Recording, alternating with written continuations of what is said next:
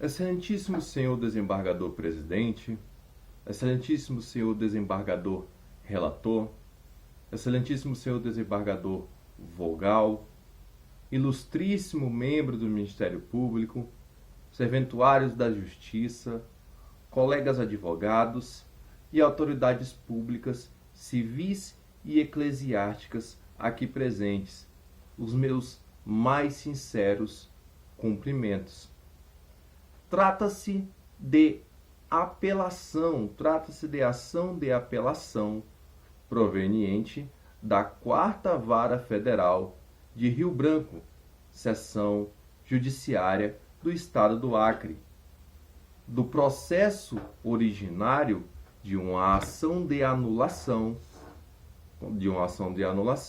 cumulada com antecipação de tutela. Excelências, ocorre que, na data de 15/10/2020, a Secretaria da Receita Federal do Brasil autuou a requerente, de acordo com a Lei 10.684, no seu artigo 18, que fala da alíquota de 4% que deve ser recolhida por determinadas entidades. Estas entidades estão elencadas no rol constante do parágrafo 1º do artigo 22 da Lei 8.212 de 91. A Secretaria da Receita Federal do Brasil entendeu, portanto, que a requerente se enquadra neste rol, a qualificando como agente, como sociedades corretoras ou como agente autônomo de seguros privados e de crédito. Desta forma, foi autuada e também aplicada uma multa tributária pelo não recolhimento desta alíquota majorada de acordo com a lei supracitada.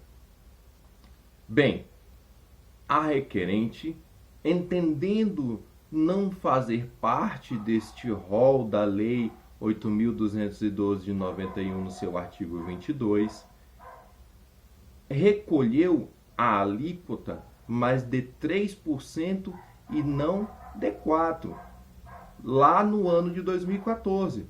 E esta autuação refere-se exatamente ao ano de 2014, ao exercício de 2014, do dia 1º de janeiro a 31 de dezembro de 2014. Ora, o que ocorre é que, permanecendo a autuação e pelos prejuízos sofridos pela requerente por estar impedida de emitir certidão de regularidade fiscal, o que pode causar e causa diversos prejuízos à apelante, ingressou com a ação de apelação cumulada com o pedido de antecipação de tutela, entregando todos os documentos que comprovaram o recolhimento da alíquota de 3%, bem como indicando diplomas legais, bem como indicando outras formas de prova que embasavam ainda mais os seus argumentos para o ingresso da ação. A priori, excelências, a antecipação de tutela foi concedida, porém, com a sentença, não só foi revogada a antecipação de tutela, como foi declarado improcedente o pedido da requerente. Bom, dito isto, nós passamos aos fundamentos que embasam este recurso de apelação.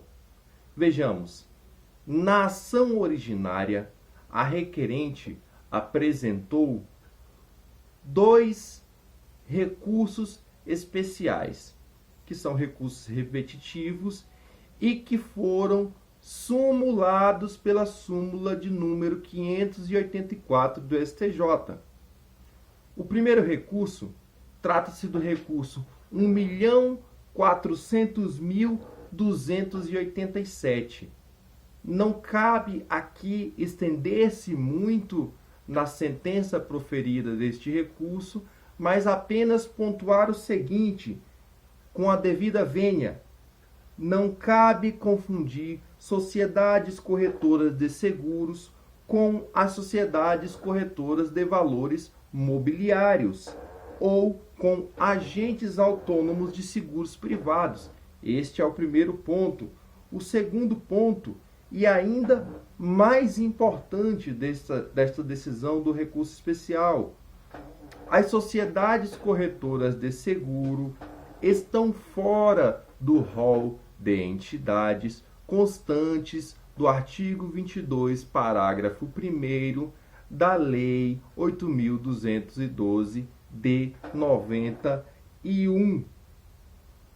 E ainda, precedentes no sentido de impossibilidade de enquadramento das sociedades corretoras de seguro como sociedades corretoras. Vejamos, a Receita Federal do Brasil, a Secretaria da Receita Federal do Brasil, enquadrou a requerente, que é uma sociedade corretora de seguro, como sociedade corretora. Nós já vimos aqui no recurso especial que isto não está correto. Nós já vimos que o recurso especial, em sua sentença, definiu que elas não são a mesma pessoa. O segundo recurso especial que deve ser mencionado é o recurso especial de número 1.391.092, decisão do STJ. O que diz parte da sentença, e apenas uma pequena parte, porque não cabe se estender demais, apenas o que nos é de mais importante: precedentes superados, no sentido da possibilidade de enquadramento das empresas corretoras de seguro como sociedades corretoras.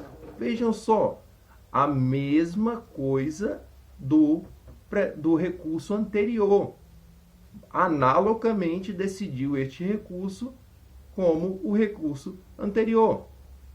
E aí, o ponto contundente desta argumentação está no entendimento sumulado do STJ pela súmula de número 584, que diz o seguinte: as sociedades corretoras de seguros que não se confundem com sociedades corretoras de valores mobiliários ou agentes autônomos de seguro privado estão fora do rol de entidades constantes do artigo 22 da Lei 8.212, parágrafo 1º. Lei 8.212 de 91, artigo 22, parágrafo 1º. Excelências, não resta qualquer obscuridade a respeito deste tema. Isto é, pacificado de que a requerente não se enquadra no rol que foi fundamento da autuação por ela recebida pela Secretaria da Receita Federal do Brasil. Passemos então agora a um outro ponto de fundamental importância: o pedido de antecipação de tutela. Ora, nós temos aqui a fumaça do bom direito e nós temos também o perigo da demora. Como nós já vimos, as provas são cabais no sentido do direito da requerente. Além do que o perigo da demora, a impossibilidade da emissão da certidão de regularidade fiscal impede a requerente de diversos atos como uma entidade empresarial. Eu posso citar como exemplo a concessão de um crédito bancário, a emissão de uma renovação, de uma licença de renovação para funcionamento, dentre tantos outros prejuízos que podem ser ocasionados. Então, aqui nós também fazemos menção ao pedido de antecipação de tutela. Não bastasse esse arcabouço de provas já mencionado, nós temos um outro instituto também de fundamental importância. As provas já citadas já são suficientes para a procedência do pedido da requerente. Mas tem um outro ponto, a decadência tributária. Ainda que a requerente estivesse no rol ao qual a Secretaria da Receita Federal a quis colocar, ainda que ela estivesse, haveria incorrido em incidência da decadência tributária. Por quê? Porque, como prescreve o artigo 173 do Código Tributário Nacional, ele diz o seguinte: extingue-se em 5 anos o direito de a Fazenda Pública constituir crédito tributário. Isto é só, eu estou parafraseando o artigo. E aí o inciso 1 diz o seguinte: do primeiro dia do exercício seguinte, aquele em que o lançamento poderia ter sido efetuado. Agora, rememoremos o que fora dito anteriormente. A autuação foi na data de 15/10/2020. A autuação ocorreu nesta data, referente ao ano de 2014. Não precisa fazer uma conta muito mirabolante, excelências. Aqui nós temos a certeza de que são mais de 5 anos. Se forem 5 anos e um dia, já ultrapassou o prazo de 5 anos. Portanto, encontra-se também pacificado que a decadência tributária está configurada. Então, a minha cliente, não, a requerente não está no rol elencado pela Secretaria da Receita Federal, mas se estivesse, teria ocorrido a decadência tributária. Este laço probatório é fundamental. E é com estas provas que nós entramos com este recurso de apelação.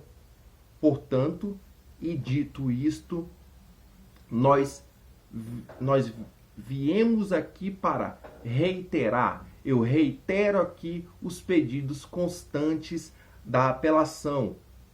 Dos mais importantes, a saber que seja concedida a tutela de urgência, nos moldes do artigo 300 do Código de Processo Civil, sendo firmada posteriormente, com a sentença, em caráter definitivo, bem como a suspensão do processo nos moldes do artigo 1012, também do Código de Processo Civil, o recebimento e o conhecimento do presente recurso, dando-lhe provimento, de modo a reformar a sentença, fazendo o quê? Anulando a autuação, anulando também a multa tributária por consequência, reconhecendo que não cabe a aplicação da alíquota majorada para a requerente. Também pede-se, excelências, que seja reconhecida a decadência tributária. A intimação da apelada para apresentar contrarrazões, caso queira, e o provimento, caso o desembargador relator não julgue o mérito conforme preceitua o artigo 932, caso ele não julgue o mérito monocraticamente, que seja julgado pelo colegiado, e a efetiva condenação da apelada ao ressarcimento das custas processuais e ao pagamento de honorários de sucumbência.